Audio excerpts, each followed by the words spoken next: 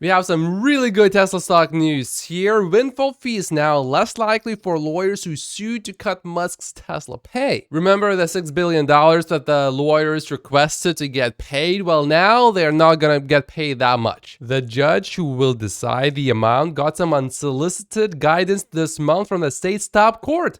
Do not give windfalls. So McCormick actually got a reminder from her bosses on the state's high court in an unrelated case that big legal fees help motivate shareholder attorneys to get great results. But in that case, it was $267 million, not $6 billion. So the justices cautioned that at some point, those type of paydays can turn into a windfall. They are making it clear to McCormick and anyone else that certainly an extremely high fee, an eye-popping fee, a wow fee is appropriate, but there is a line where it's simply past what is necessary to incentivize high-risk cases. And this part right here just completely removes any respect you can have for the lawyers on the other side. The firms asked McCormick in March to approve a conservative fee of just, 11% of the stock that Musk would have gotten if he had won the case. To me personally, because we understood the compensation package back in 2018 and we reapproved it again this year, conservatively, I would tell everyone involved in this case who would like to take any money from this case away from Elon Musk or Tesla, get lost. Even a single dollar is too much to give to any of these people because it just incentivizes these ridiculous cases. These lawyers really tried to make an argument that the president supported a fee request of as much as 33%, making it close to $20 billion for doing something that actually just completely damages the company and all these shareholders because this whole thing went nowhere. To some degree, luckily, Delaware judges also look at the time and effort of the lawyers as a way to spot a potential windfall. By this measure, the size of the fee request by Tornada's lawyers is stunning, equaling to more than $280,000 an hour for each of the 19,500 hours spent being parasites, basically, trying to take away something that has been obviously approved. And I can see how they could have made an argument, okay, maybe it wasn't so obvious, but then we reapproved it again, making it super obvious. We all knew exactly what we were getting ourselves into. Did you know that the highest paid attorneys on the case normally bill $1,150 an hour, while on the low end, some contract attorneys and paralegals charge $250 an hour? Although there is a bit of a precedent for really high hourly rates, but nowhere near $280,000. For example, this case equal to about $35,000 an hour. Still really high, but not $280,000. On the other hand, by comparison, the highest paid corporate attorneys who bill by the hour and get paid regardless of the outcome can make around $2,500 an hour. So if they want to get paid, this would be the absolute max in my book. And if you want to look at, okay, well, the outcome wasn't certain, maybe they wouldn't be paid, maybe they would be paid and they're doing work anyway, okay, then the Delaware Supreme Court did not specify when fees become windfalls, but did say $5,000 an hour was at the high end. Okay, so this would be the absolute highest that, in my mind, you could, to some degree, still somewhat remotely justify. All of this would suggest that Tesla is on the hook for a fee of around $100 million, which is $100 million too much. If anything, these lawyers should get Tesla lawyers paid from their own pockets. However, it seems like it's suggested that these lawyers may actually be paid more. For example, they worked unpaid for 6 years, overcame challenging legal hurdles, risked taking the case to trial, and won a complete victory,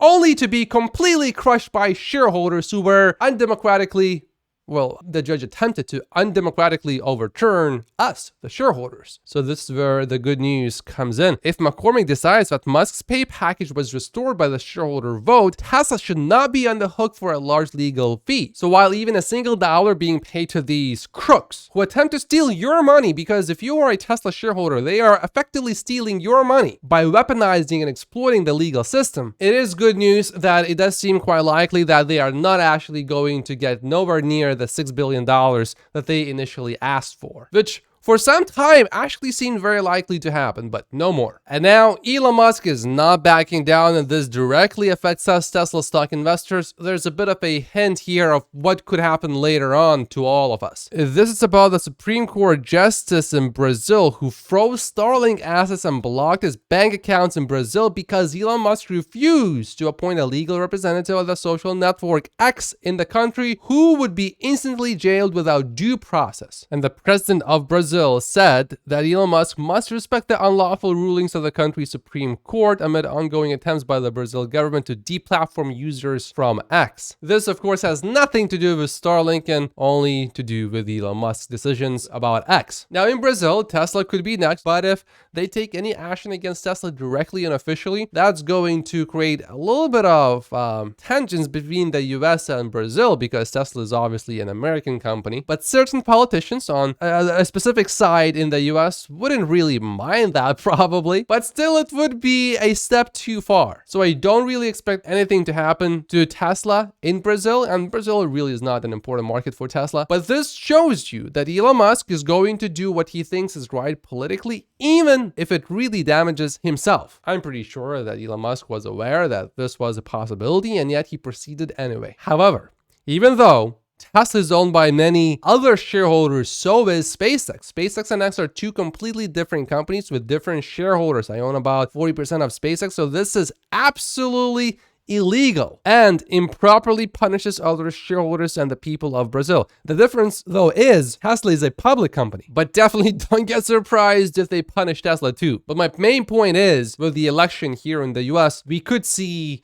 certain things from Elon Musk that could, let's say, do something to Tesla's brand or things like that. And I think by now we all know very clearly that when it comes to a choice between a little bit more money or a lot more money and doing what Elon Musk thinks is appropriate or required or needed politically, he will choose this route pretty much every time. And check this out. Many remote schools and hospitals depend on SpaceX's Starlink. SpaceX will provide internet service to users in Brazil for free until this matter is resolved, as we cannot receive payment but don't want to cut anyone off. That's a pretty honorable move from Elon Musk. I like it. And I will point out here something that's, if you think about it for a second, is going to become absolutely obvious. Other platforms in Brazil are silently complying with the illegal political censorship demands of the dictator, the Voldemort. And did you know that Brazil's army depends on Starlink for crucial operations like training, border connectivity, and long-distance communication? So this guy is literally compromising the country's national security. However, Starlink will continue to support the Brazilian military even though our bank accounts in Brazil have been illegally frozen. Here's another lawsuit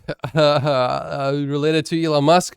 This one already has an outcome now. Elon Musk and Tesla won the dismissal of the federal lawsuit accusing them of defrauding investors by hyping the cryptocurrency Dogecoin and conducting insider trading, causing billions of dollars of losses. The judge said that no reasonable investor could rely on the tweets to pursue a securities fraud claim. Elon looked pretty happy walking out of there. Obviously, to a large degree, Dogecoin is a joke, so if you invest in a joke, expect funny results. Check this out. A William Blair analyst has launched coverage of Tesla stock with a buy rating and no price target. So can we say that the price target is limitless? Maybe. The energy storage business should get more attention as EV sales growth moderates. Energy storage combined with robotaxis and robotics, two things Tesla is working on, can allow Tesla to have an Apple-esque energy ecosystem with Tesla hardware, cars, robotaxis, and robots running on Tesla software in homes, utilities, and businesses. Now, speaking about their price target, because there is none. Basically, what that really means actually is that they think it will outperform the market. So if S&P 500 goes up 20%, then they just think that during the same period of time, Tesla stock will go up more than that. Tesla also launched a new referral program in Canada. You can now earn up to $6,500 by referring anyone to buy a Tesla. The buyer using your referral link will get $1,300 off their new purchase. So both of you then, the buyer and you. There's also a big wave of the latest FSD software going out to Hardware 3 cars. So if you haven't received it yet, check it. That was actually Wednesday evening, but just now, there were more people getting it. And Elon is actually promoting FSD on his main timeline. It feels like magic, he said, and this got 5 million views. Also, remember these 100% tariffs on Teslas imported into Canada, which would apply to Tesla on October 1st. We know that Tesla is working on having that lowered for Tesla specifically. Would Canada give Tesla this exception though? And Tesla actually approached the Canadian officials before the decision was made public. And we know that the European Union softened its tariffs on Tesla, giving Tesla preferential treatment. We are also learning that Tesla has not contacted the officials since Monday. Now, this is going to be just my personal opinion, and it could be wrong, but I think the situation in Canada and in Europe, these two are very different. There's a lot more trade going on between China and the European Union, and the trade between China and Canada, it's not as big. And of course, the US has a lot more influence over Canada than the European Union, so often Canada will just do what the US does. And there's also a factory right next to Canada in the US, from which I think the Canadian officials would prefer Teslas to be sent to Canada, because now you're getting the product from an ally and not from a potential opponent. But speaking about the European situation, it is interesting that they actually did give this preferential treatment to Tesla, because they could have just said, you already have a factory here in Europe. Why don't you just make all of your cars here in Europe and not in China? There's a lot of arguing going on about this. Please use your common sense, Tesla boast. There's zero chance a regulator will grant a Robotaxi deployment license to an operator unless they set up a safety center such as this to monitor and rescue vehicles and their passengers if necessary. The regulators will require Tesla to set up a similar type safety center as Baidu if and when Tesla launches a Robotaxi network in China. These Baidu workers are clearly not driving the cars unless necessary. In discussions with investors, Tesla management openly refers to this Robotaxi setup, monitoring, and rescue operation as infrastructure. Having such Tesla safety centers in the US will give Robotaxi customers more confidence to try the service once offered. This is a popular reply from many Tesla investors. This won't age well. This basically is exactly what Tesla is avoiding from the very start, not sustainable nor scalable longer term. You're absolutely wrong, Gary. Here's what I think will happen, and this is based on exactly what Elon Musk said, and this is from the shareholders meeting Q&A this year. Elon said, there are interventions that happen where the car is simply like, I don't know, it gets stuck down a one-way street where like crazy construction situation, that in which case it'll basically phone home and say, help, I'm stuck. And then I think we can probably solve a lot of these things just by you basically controlling the car remotely, like staring at it like a giant RC car. Sort of like, if you know these controls, when you get a drone, you can actually control the drone from your phone. But if you want to go super fast, you can get an actual separate controller, but you don't need to have one if you don't want to race your drone. So instead of having a setup like this, here you have a phone, no actual controller, just a phone, and you can fly the drone. You can make it go up, go down, you can turn it sideways. It can all be done from the phone. Right here, he's pressing a button and the phone, and then the drone is moving higher. And you can probably do the same with the car too, because the car knows, oh, I'm detecting something. So even though you're telling me to go forward, I'm not gonna go more than how much I can actually go. So you could just basically be telling the car, go forward, turn left here. Maybe you can just draw on the map and you can just sort of give it directions how to navigate, because the car will know I cannot drive here because I will bump into the thing. So just needs to know the general idea of how to navigate and where to navigate. We don't actually need this unless the software system is not that good. Anyway, so Gary Black saying there's a 0% chance regulators will grant a Robotaxi deployment license to an operator unless they set something like this, exactly like this. You know, I wouldn't go that far. Definitely not. Check out what Elon Musk said here. Wow, too bad so few people used these last night. I was talking with someone that lives in Colorado who qualifies for all the state's incentives. If they refer 10 people with Tesla's new referral program and use the 1,000 loyalty discount, they will be able to get a brand new Model 3 for just $12,000. Look at all these incentives available specifically just in Colorado. Now, very few people qualify for all four, but this person actually did. And the way Elon Musk is talking here, it's almost like he's saying maybe it would be a good idea to let people know. How do we let them know? Maybe advertise. Maybe Elon Musk has some PR campaign in mind. Sawyer also says, I think it would be good if the company did even more to increase awareness of the federal, state, and local EV incentives. Most people have no clue these even exist. But if they knew about them, maybe they would actually buy a Tesla. Some people certainly would. It looks like Tesla is going to be giving Tesla semi rides in Germany. So we will probably hear more about the semi in September after these drives are given. And Tesla is definitely making progress with the construction of the semi factory. You can see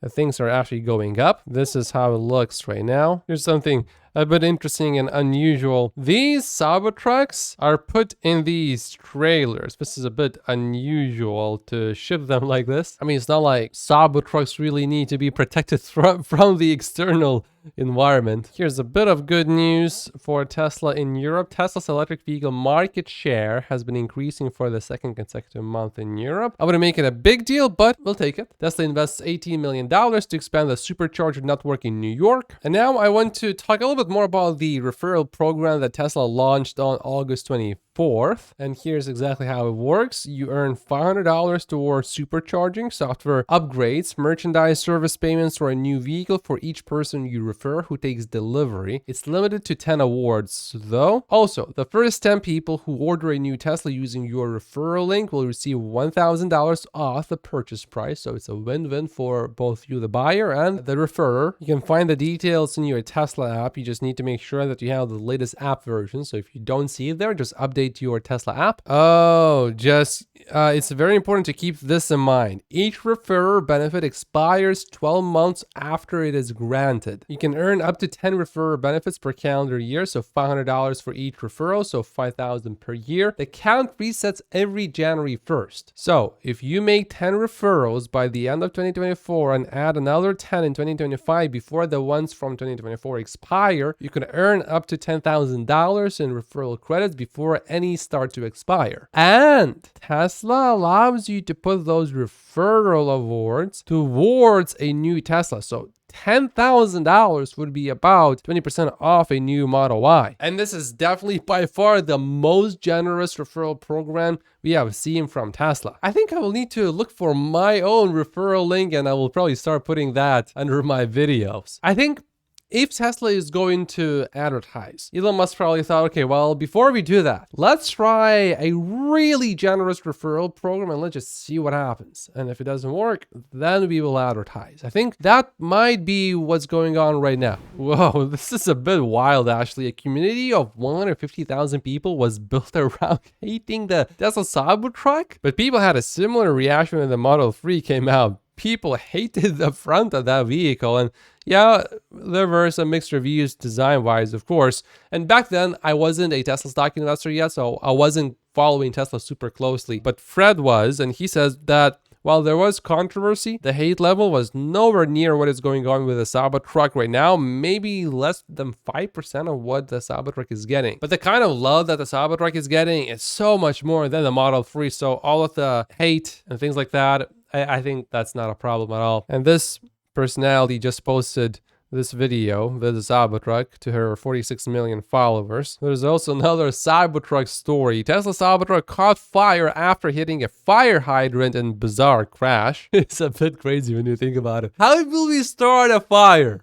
Let's crash into a fire hydrant, which is supposed to put out fires. Anyway, I thought that was hilarious. Okay, how bad was the fire? Yeah, it's definitely there. This is also something of note. First responders say they thought they had extinguished the fire flames coming from the Cybertruck, but shortly after stopping the water flow onto the battery, the fire began again. Of course, regular cars catch on fire too, but the Cybertruck will just get a lot more attention when it does, and it will happen again, and that's fine. In this case, no one got hurt, by the way. When I say fine, I mean ICE vehicles get caught on fire a lot more often, so that's what I mean. It's fine. But of course, to whoever this happens, it's a tragedy. Wow. Look at this. Is this a handyman you would want to hire? It's definitely good advertising. I'm not sure how well, it's attached to the vehicle. Let's assume it's attached super well. Well, if that's the case, then this is incredibly impressive, and I'm sure this guy is getting a lot of business from this advertisement.